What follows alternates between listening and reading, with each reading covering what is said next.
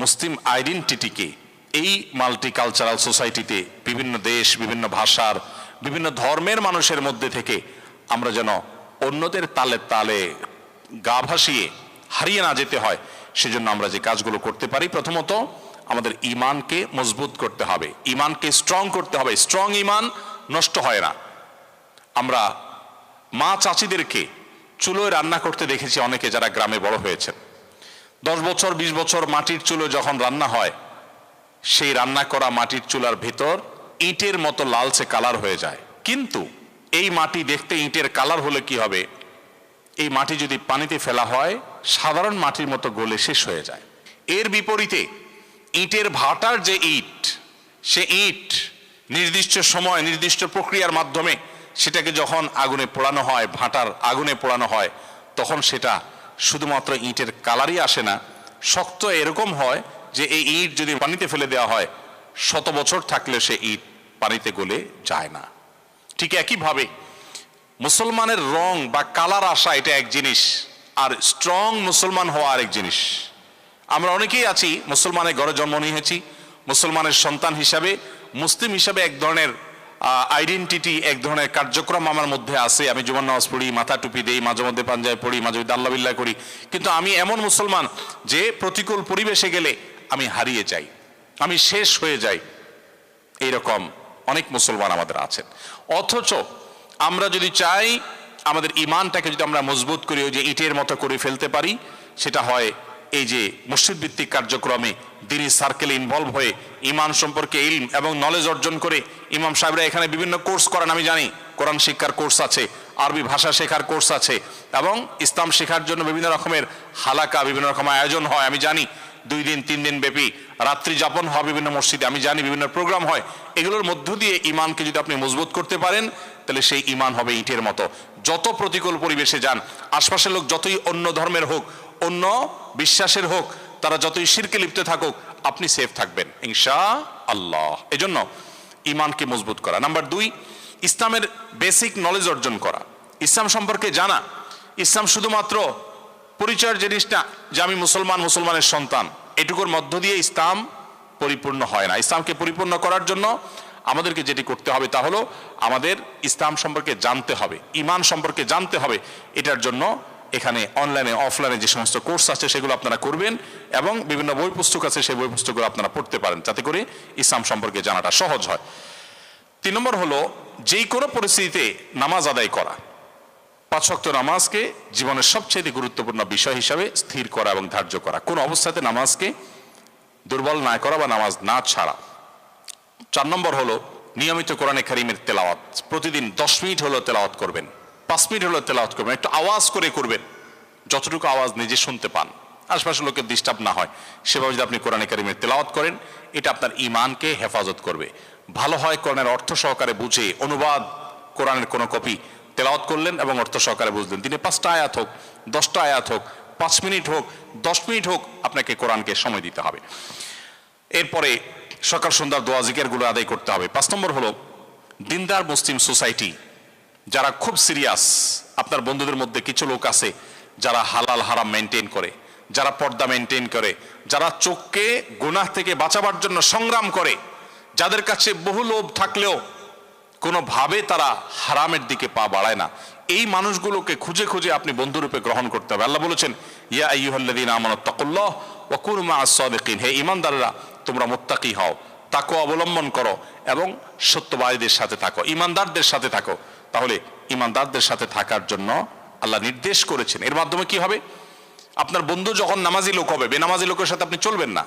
যে জুয়া, যে ক্যাসিনোর সাথে জড়িত, যে হারামের সাথে জড়িত, আপনি তাকে বন্ধুরূপে গ্রহণ করবেন না, বরং তার থেকে দূরে থাকবেন। যখন আপনি এই কাজটা করতে পারবেন, অটোমেটিক্যালি আল্লাহ রাব্বুল আলামিন আপনার ঈমানকে হেফাজত করবেন, আপনার আইডেন্টিটিকে হেফাজত করবেন। এরপর মসজিদগুলোর কথা বলেছিলাম, যে মসজিদগুলোর সাথে যদি আপনি ইনভলভ থাকেন, মসজিদগুলোর সাথে যদি আপনি জড়িত থাকেন, যদি মসজিদগুলোর বিভিন্ন আয়োজনের সাথে, এই যে শহরি মসজিদে প্রোগ্রাম করছে, আমি জানি আশপাশে বিভিন্ন মসজিদে বছর বিভিন্ন ইসলামিক প্রোগ্রাম করছে, এই মসজিদগুলোর আয়োজনের সাথে যদি আপনি ভলান্টিয়ার হয়ে যান, সেখানে আপনি সময় দেন, অর্থ দেন, পরামর্শ দেন, শারীরিকভাবে পরিশ্রম করেন, বিভিন্নভাবে আপনি যদি এঙ্গেজ হয়ে যান, ইনশাআল্লাহ বিদিনিল্লাহ আপনি আপনার ঈমান আমলকে হেফাজত করতে পারবেন এবং সেভ করতে পারবেন। ঠিক একইভাবে 6 নম্বর বলেছিলাম দাওয়াতি কাজে ইনভলভ হওয়া। আপনি যখন নিজে ইসলাম প্রচার করতে থাকবেন আপনার ইসলাম অটোমেটিক সেভ হয়ে যাবে। দেয়ালের দিকে যখন মানুষ ফুটবল মারে তখন সেটা নিজের দিকে আসে। আপনি যখন আরেকজনকে নামাজের কথা বলবেন আপনার নামাজ পড়ার দায়িত্ব আরো বেশি বেড়ে যাবে। আপনি যখন একজন মানুষকে মসজিদে আসার জন্য আহ্বান করবেন আপনি বাসায় শুয়ে থাকতে পারবেন না নামাজের সময়। সো আপনি ইসলাম প্রচারের কাজ করার জন্য একা একা পারবেন না। কোনো প্ল্যাটফর্ম, যেই কোনো দাওয়াতি প্ল্যাটফর্ম, দাওয়াতি সংগঠন, যেটাই আপনার ভালো লাগে সেটার সাথে আপনি জড়িত হয়ে যান, সেখানে সময় দেন, সেখানে উঠা বসা করেন, দেখবেন আপনার ইসলাম চর্চা করা আপনার জন্য সহজ হবে, ইজি হবে। সর্বশেষ হলো ঈমান আমল রক্ষা করা শেষ যুগে ভাই বড় কঠিন। আমরা এমন একটা সময় পৃথিবীতে এসেছি, নবীজি সাল্লাল্লাহু আলাইহি সাল্লাম বলেছেন এমন একটা সময় আসবে যে জ্বলন্ত আগুনের কয়লা হাতে রাখা যতটা কঠিন হবে ঈমান ধরে রাখা তার চাইতে কঠিন হবে। ঈমান ধরে রাখা তার চাইতে কঠিন হবে, তার চেয়ে ভয়ঙ্কর হবে।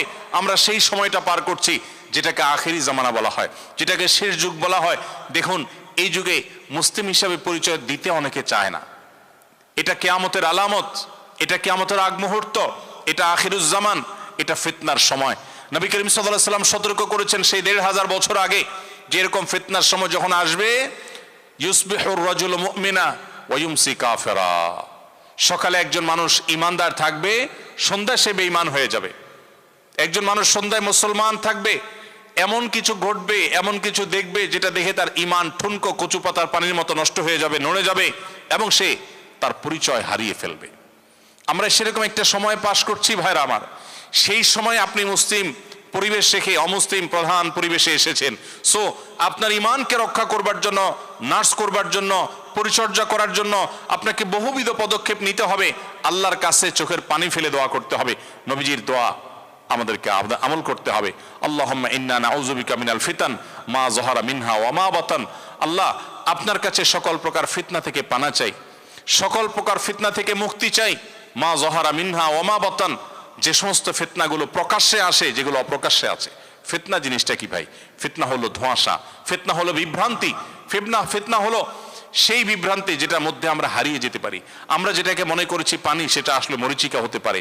আমরা যেটাকে মনে করতেছি সুখের মাধ্যম সেটা আমাদের ধ্বংসের কারণ হতে পারে। এটাকে বলা হয় ফিতনা। আখেরি জামানাতে এই ফিতনা পরিচিত হবে কত বেশি। নবীজি বলেছেন যে আকাশ থেকে বৃষ্টির ফোঁটা যেরকম পতিত হয়, ফিতনা এইরকম ছেয়ে যাবে কাওয়াকাইল মাতর। তিনি বলেছেন যে রাতের অন্ধকার যেরকম রাতকে ছেয়ে ফেলে, সবকিছুকে ছেয়ে ফেলে, অন্ধকার যেরকম ঘরে বাহিরে সব জায়গায়, সন্ধ্যা হলে রাত হলে অন্ধকার হয়ে যায়, ঠিক একইভাবে কিয়ামতের আগে শেষ যুগে ফিতনা সব দিকে ছেয়ে যাবে।